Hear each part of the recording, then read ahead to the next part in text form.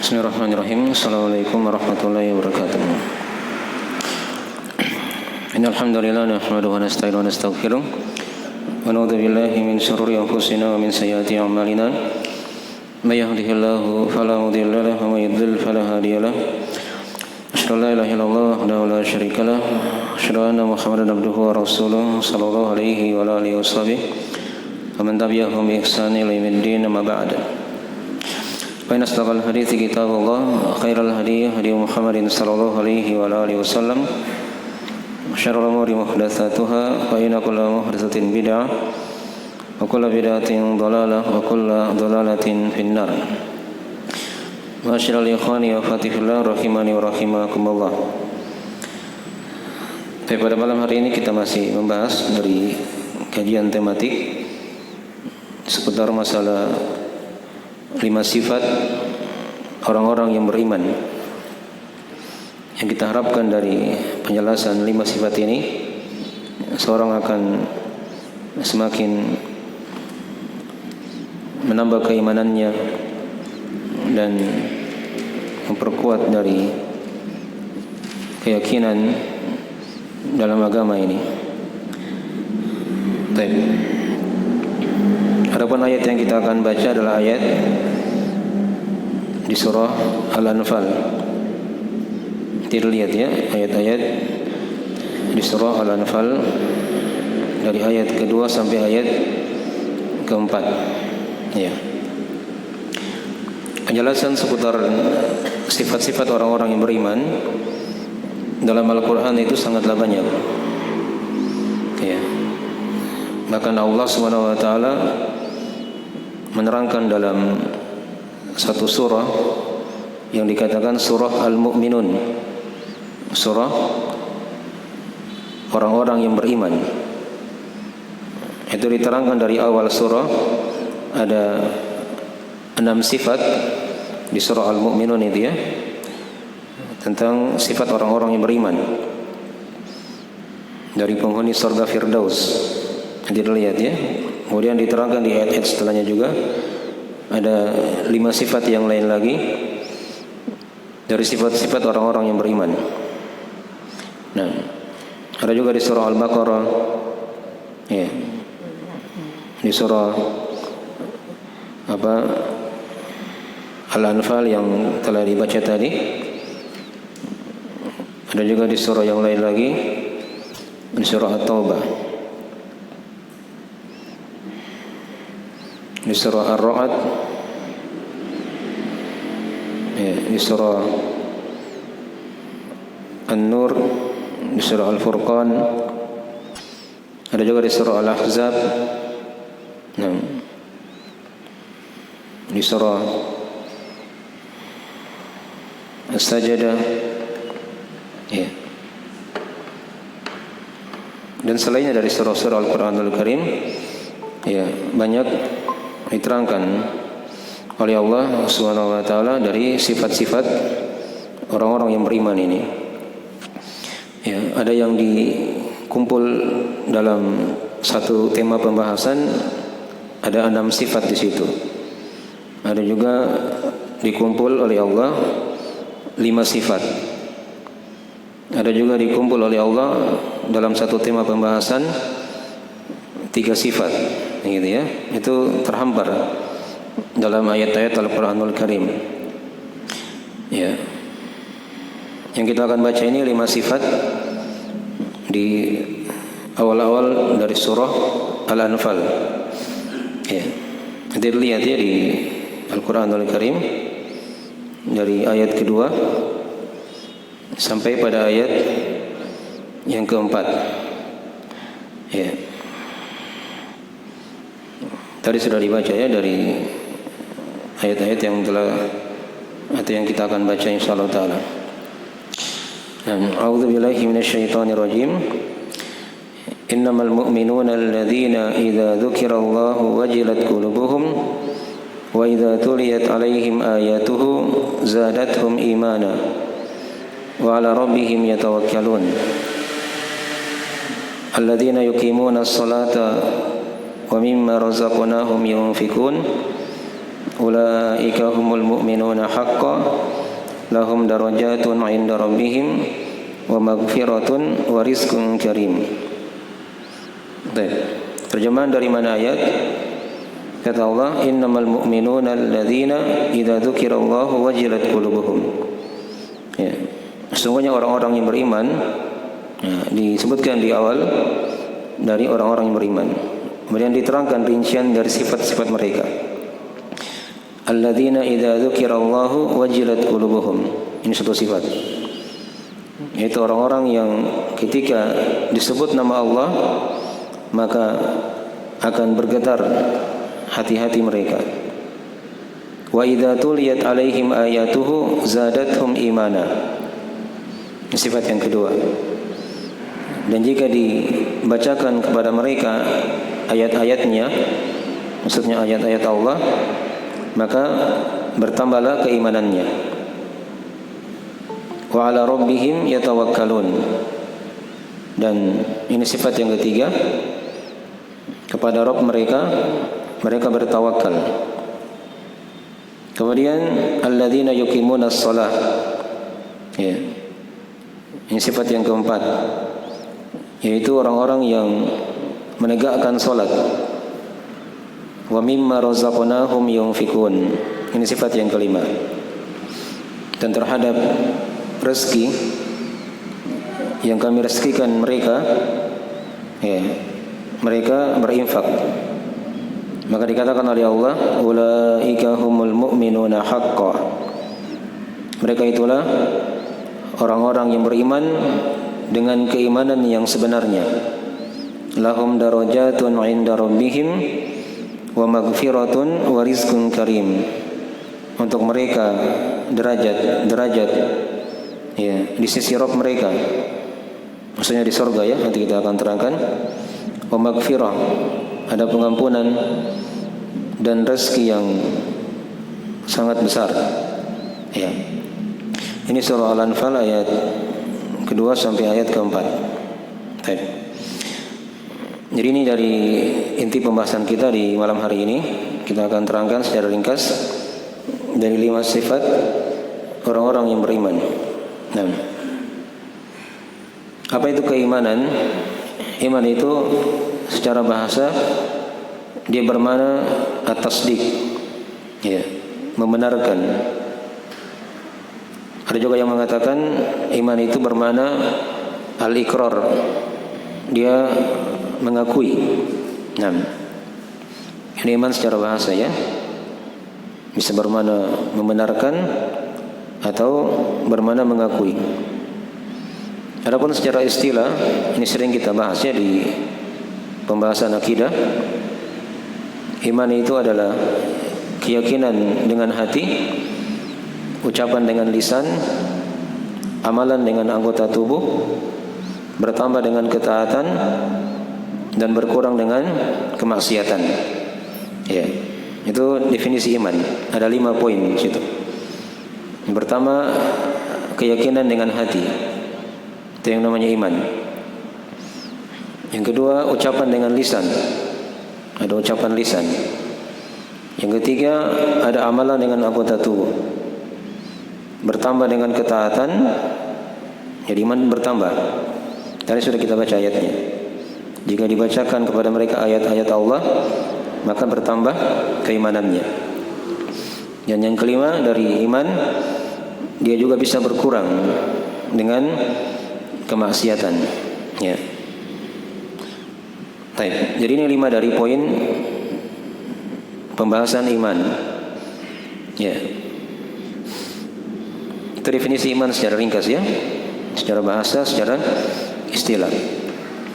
Dan dimaklumi iman itu kan punya rukun-rukun yang sudah kita maklumi, ya. Ada iman kepada Allah misalnya, kan, iman kepada malaikat, iman kepada kitab-kitab Allah, kepada para nabi dan rasul, pada hari akhir, dan iman kepada takdir yang baik dan yang buruk, seluruhnya dari Allah Subhanahu wa ta'ala. Ya. Jadi tadi dikatakan di awal ayat, innamal mu'minuna, sesungguhnya orang-orang yang beriman. Nah, diterangkan di situ sifat-sifat mereka. alladzina idza dzukirallahu wajilat qulubuhum. Jika disebut Allah, maka akan bergetar hati-hati mereka. Wajilah itu artinya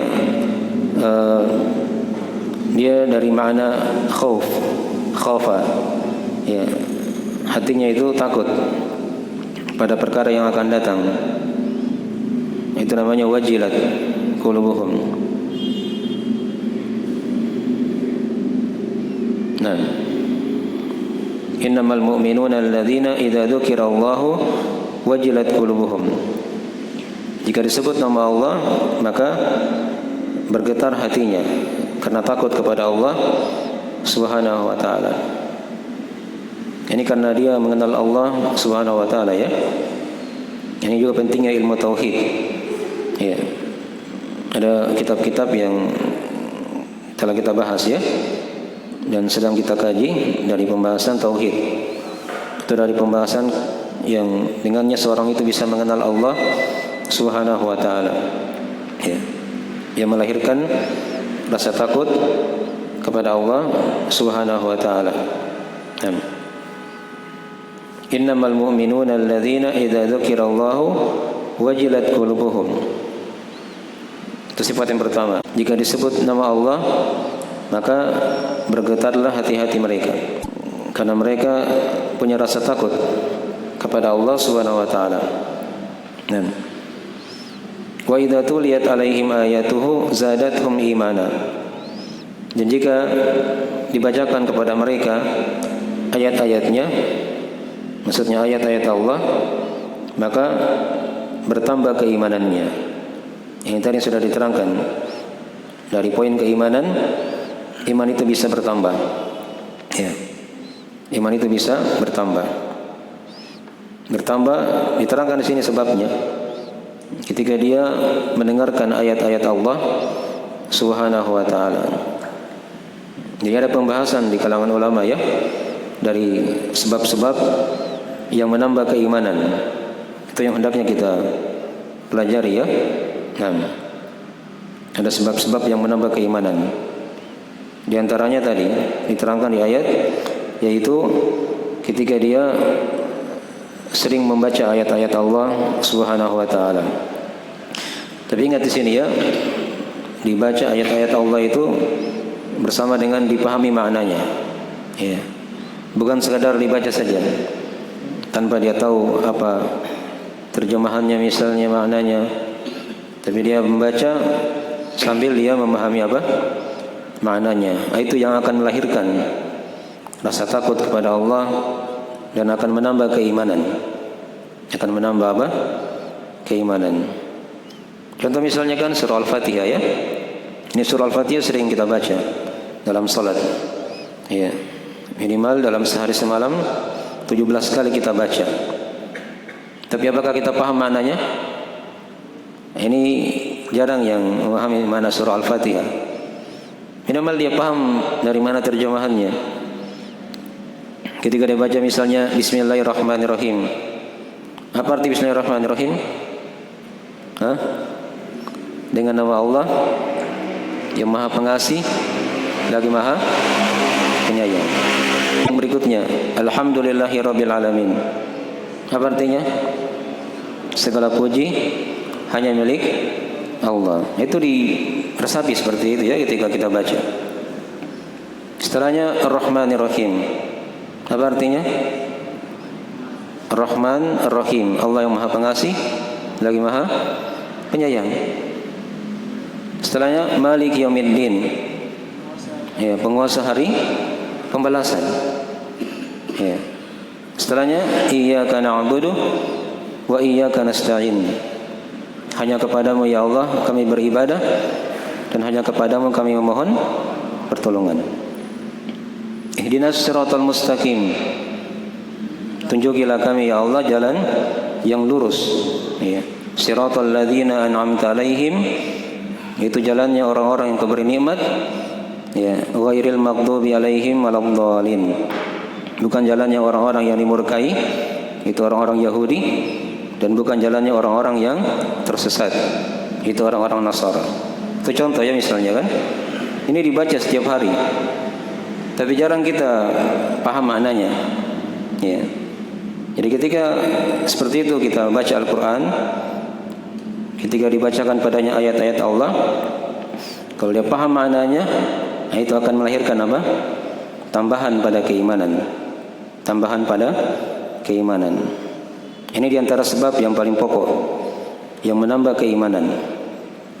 Ada sebab yang lain lagi, ya, seperti yang sekarang ini ya, dia banyak menghadiri majelis-majelis ilmu, majelis-majelis yang dibacakan padanya ayat-ayat Allah, hadis-hadis Rasulullah SAW, ya, agar bertambah apa? Keimanan itu. Ya. Nah, apalagi hal yang lain yang menambah keimanan. Misalnya dia berteman dengan teman-teman yang soleh, ya, teman-teman yang baik. Dia jauhi orang-orang yang jelek, ya, dari teman-teman yang buruk dalam kehidupan, agar bisa menambah apa? Keimanannya.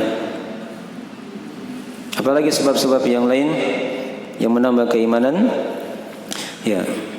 Ini kadang butuh kita pelajari ya. Nanti insyaallah taala ada buku mengenal Allah itu dengan melihat kepada nama-nama dan sifatnya. Ya. Dia mempelajari nama dan sifat Allah Subhanahu wa taala. Ya.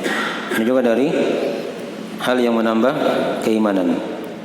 Nanti kita akan bahas insyaallah taala di buku Al-Aqidah Al-Wasithiyah. Setelah buku-buku akidah yang kita akan terangkan ya.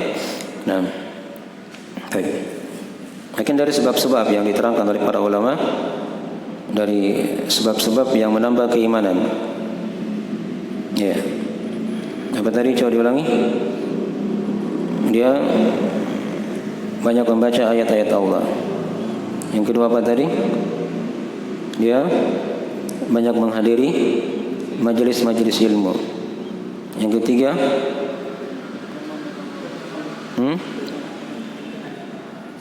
apa? Kesegar suaranya. Ya, berteman dengan orang-orang yang soleh. Ya. Yang keempat, dia banyak mempelajari nama dan sifat Allah Subhanahu wa taala. Kemudian yang kelima, dari sebab yang menambah keimanan juga, yaitu dia banyak berzikir kepada Allah.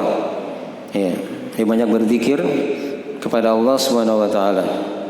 Nah, dan zikir tadi masuk di situ, dia membaca Al-Qur'anul Karim. Tapi ada zikir-zikir yang lain dalam kehidupan ya. Siang dan malam itu ada zikir yang kita baca. Ya, dia baca zikir sambil dia pahami juga maknanya. Kemudian yang keenam, dari sebab yang menambah keimanan, yaitu dia banyak berdoa kepada Allah Subhanahu wa taala agar ditambahkan keimanannya, diperkuat oleh Allah Subhanahu wa taala. Tapi ini di antara sebab-sebab ya, ada sebab-sebab yang lain, tapi itu dari ringkasan apa yang telah kita bahas. Tapi kemudian dikatakan tadi di ayat yang ketiga, dan innamal mu'minuna alladzina idza dzukirallahu wajilat qulubuhum wa idza tuliyat alaihim ayatuhu zadatuhum imana wa ala rabbihim yatawakkalun. Ini sifat yang ketiga dari orang-orang yang beriman, yaitu kepada Rabb-nya mereka bertawakal. Ya, mereka bertawakal kepada Allah Subhanahu wa taala. Apa itu tawakal? Tawakal itu artinya dia sandarkan perkaranya, urusannya hanya kepada Allah Subhanahu wa taala. Satu dari mana tawakal. Kemudian dia menempuh sebab-sebab yang syar'i. Ya, sebab-sebab yang syar'i yang disyariatkan dalam agama ya. Agar dia bisa dapat dari urusan yang dia niatkan tadi itu. Setelah dia sandarkan kepada Allah Subhanahu wa taala. Kemudian yang ketiga dari tawakal, ketika dia telah berhasil, dia dapatkan dari apa yang dia cita-citakan, yang dia harapkan, maka dia jangan menoleh kepada sebab. Jangan dibilang misalnya, oh saya berhasil karena usahaku. Ya. Tidak ya, tapi dia kembalikan kepada Allah Subhanahu wa taala. Itu arti orang yang bertawakal. Jadi tawakal itu ada 3 rukunnya ya. Yang pertama dia sandarkan urusannya kepada Allah sepenuhnya. Kemudian yang kedua dia menempuh sebab-sebab. Ya, dia usaha, gitu kan?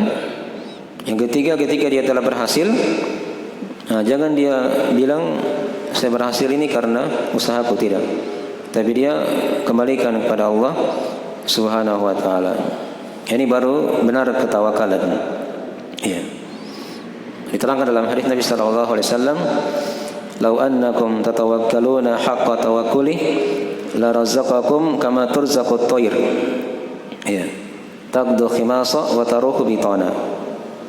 Kata Nabi sallallahu alaihi wasallam, andai kata kalian bertawakal kepada Allah dengan tawakal yang benar, maka Allah akan berikan rezeki kepada kalian sebagaimana burung diberikan rezeki. Ya, burung itu kan kalau dia keluar di pagi hari dalam keadaan apa? Kosong perutnya kan. Dia pulang di sore hari sudah apa? Kenyang. Nah, itu seperti itu tawakalnya burung. Dia jalan itu dalam keadaan kosong.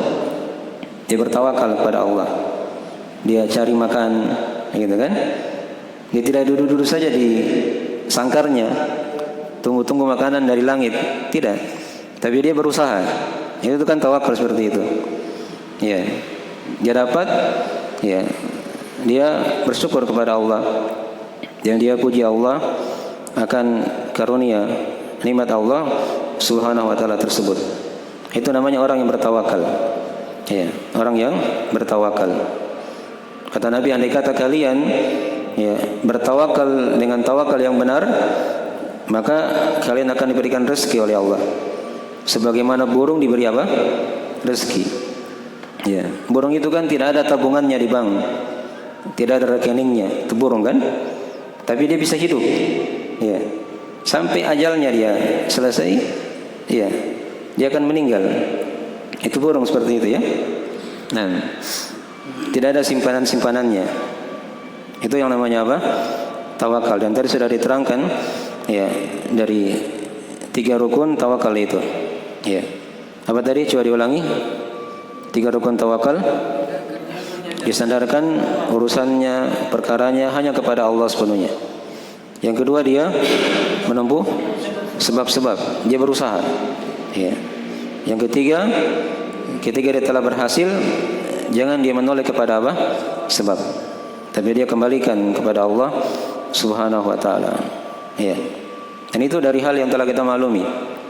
Secara akal juga seperti itu. Jangan dia ingin makan hanya duduk-duduk di rumah misalnya, tunggu-tunggu makanan dari langit. Tidak akan jatuh makanan. Tapi dia berusaha dengan cara yang syar'i sehingga dia dapatkan apa? Rezeki. Kan begitu, jelas ya? Itu yang namanya apa? Tawakal. Baik. Itu sifat orang-orang yang beriman. Wa 'ala rabbihim yatawakkalun. Ya, dan hanya kepada Rabb mereka bertawakal. Ya. Kemudian dikatakan di sifat yang keempat, ya. Walladzina yuqimunas shalah. Ini juga sifat dari sifat orang-orang yang beriman. Itu mereka orang-orang yang menegakkan salat. Nah, perhatikan bahasa ayat ya. Bukan orang yang mengerjakan salat, tapi yuqimunas shalah. Iqamah, dia tegakkan salat. Apa itu arti dia menegakkan salat? Ya. Diterangkan oleh para ulama di tafsir, di antara maknanya dia salat tepat pada waktunya. Itu di antara makna dia menegakkan salat. Kemudian dia jaga rukun-rukun salat itu misalnya. Ya, ada syarat-syarat salat, ada kewajiban-kewajiban salat, ada sunnah-sunnah salat. Ini dibahas ya di pembahasan fikih. Ya. Kalau ringkasnya itu kan syarat-syarat salat itu adalah hal yang wajib yang dikerjakan sebelum salat. Ya, harus ada itu. Misalnya dia berwudu, gitu kan? Ya. Atau apalagi dia menghadap kiblat, itu kan syarat salat. Sebelum salat dia sudah persiapkan, dia menutup aurat, ya, suci pakaian dari hadas, ya, dan seterusnya ya. Ada namanya rukun-rukun salat. Rukun salat itu hal yang wajib yang ada di dalam salat. Kapan dia hilang, maka tidak dianggap sebagai apa? Salat. Misalnya apa? Takbiratul ihram, itu kan rukun salat. Surah Al-Fatihah, rukun salat. Dia ruku, i'tidal, sujud, itu kan? Sampai apa? Salam. Itu rukun salat namanya. Ya. Ada kewajiban-kewajiban salat. Ya, kewajiban salat itu ya seperti misalnya dia baca surah setelah surah Al-Fatihah, itu kewajiban salat. Dia baca apa lagi? Zikir-zikir ketika ruku, i'tidal, sujud, duduk antara dua sujud. Ya, itu dari kewajiban-kewajiban apa? Salat. Ada sunnah-sunnah salat. Hal yang sunnah dikerjakan dapat pahala, kalau tidak dikerjakan tidak ada masalah. Seperti misalnya membaca apa? Doa iftitah. Ya. Dan seterusnya ya. Jadi ini diperhatikan dalam salat. Dia tegakkan salat itu seperti itu maknanya. Alladzina yuqimunas shalah. Ya. Itu orang-orang yang menegakkan salat. Di salat tepat pada waktunya. Dia jaga syarat-syaratnya, rukun-rukunnya, kewajiban-kewajibannya, ya, sunnah-sunnahnya, disempurnakan salatnya. Ya. Dipahami ya? Baik. Kemudian dikatakan di sifat yang kelima, wa mimma razaqnahum yunfikun. Dan terhadap rezeki yang kami rezekikan kepada mereka, mereka berinfak. Ya. Ini juga dari sifat orang-orang yang beriman. Mereka itu bukan orang yang kikir, tapi orang yang gemar berbagi, ya, berinfak, bersedekah. Dipahami ya? Ini dari sifat-sifat yang kalau dijaga ini, maka dikatakan di akhir ayat, ulaika humul mu'minuna haqqan. Ya, mereka itulah orang-orang yang beriman dengan keimanan yang sebenarnya. Lahum darajatun 'inda rabbihim. Ya, untuk mereka ada derajat-derajat di sisi Rabb mereka. Ya. Wa maghfiratun wa rizqun karim. Ada pengampunan dan rezeki yang mulia. Nah, perhatikan di sini ya, 5 ayat yang telah kita bacakan ini. Ini kalau kita paham tadi mana keimanan, akan terhubung dari apa yang sudah kita bahas. Ya, dari 5 sifat ini, ya, ini kata para ulama terbagi-bagi. Ya, disesuaikan dengan jenis-jenis dari keimanan tadi itu. Iman itu kan ada yang namanya amalan hati, ada amalan lisan, ada amalan anggota tubuh. Ya, itu dari bagian dari keimanan ya. Perhatikan tadi yang pertama, ya, idza dzukirallahu wajilat qulubuhum. Jika disebut Allah, maka bergetarlah hati-hati mereka. Ini ibadah apa ini? Hati, lisan atau anggota tubuh? Ya, amalan hati kan? Bergetar hatinya jika disebut nama Allah. Itu dari bagian keimanan. Ya, wa idza tuliyat ayatuhu zadathum imana. Jika dibacakan ayat-ayatnya, bertambah keimanannya. Ini masih amalan apa? Hati. Wa ala rabbihim yatawakkalun. Dan hanya kepada Rabb mereka bertawakal. Tawakal itu amalan apa? Asalnya amalan hati. Tapi ada gerakan anggota tubuh tadi kan, dia berusaha, ya, dan seterusnya ya. Nah, kemudian dikatakan di sifat yang keempat, ya, alladzina yuqimunas shalah. Orang-orang yang menegakkan salat. Nah, salat itu apa? Nah, semuanya di situ. Ada hatinya, ada lisannya, ada apa? Ada anggota tubuhnya. Ya. Kemudian sifat yang terakhir, wa mimma razaqnahum yunfikun.